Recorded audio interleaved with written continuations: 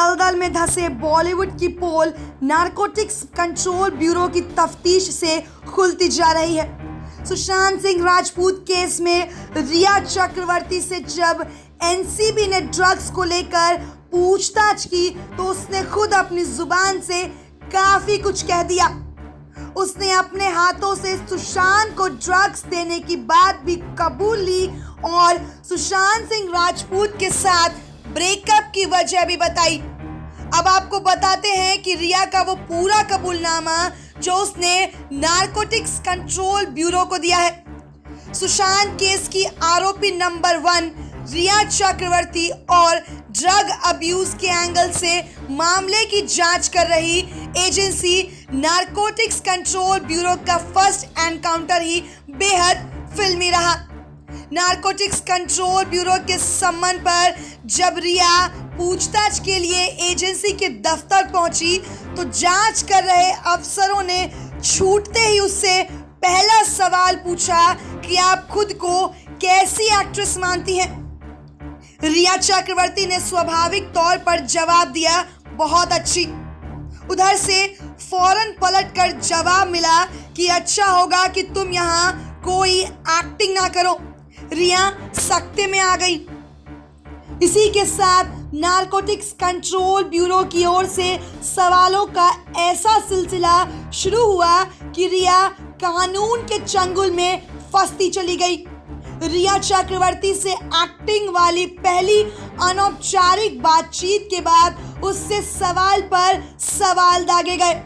रिया चक्रवर्ती ने जवाब में बताया कि केदारनाथ की शूटिंग हिमालय की तराई में हो रही थी, जहां आसानी से ड्रग मिल जाती है। यहाँ सुशांत को सारा की कंपनी भी थी और इन दोनों के साथ साथ तब फिल्म केदारनाथ की यूनिट के ज्यादातर लोग ड्रग्स लेने लगे थे।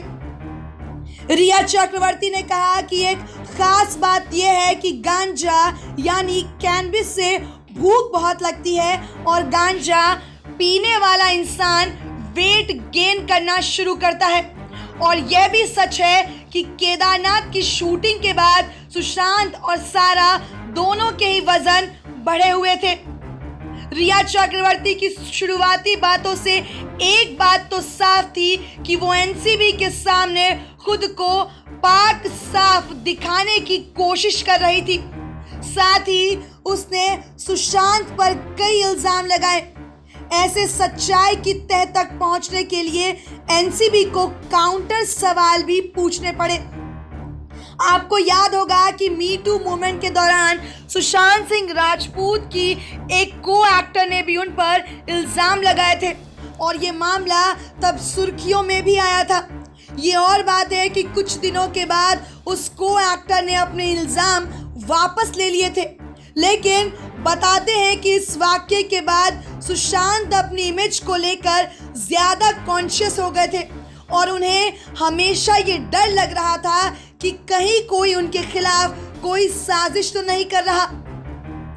यही वजह था कि जब कभी वो बाहर जाते थे तो खुद अपने पास ड्रग्स नहीं रखते थे। रिया चक्रवर्ती की माने तो वो और रिया जिस गाड़ी में होते थे उसके पीछे दूसरी गाड़ी में सुशांत का स्टाफ चलता था और अक्सर वही स्टाफ बड के रोल यानी ड्रग्स वाली सिगरेट बनाकर सुशांत को दिया करता था।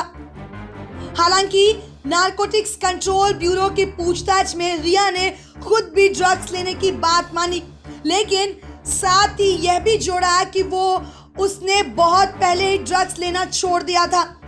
सवाल जवाब का ये सिलसिला 8 जून तक जा पहुंचा जब रिया सुशांत को छोड़कर चली गई थी। एनसीबी के सवाल यही नहीं रुके। 3 दिनों तक हुई पूछताछ में एनसीबी ने रिया से हर वो सवाल पूछा जो इस मामले की तह तक पहुंचने के लिए पूछा जा सकता था। रिया ने हर सवाल का जवाब भी दिया। ये और बात है कि उसने हर सवाल के साथ खुद को डिफेंड करने की कोशिश भी की। SPN 9 न्यूज रूम से शालिनी झा की रिपोर्ट।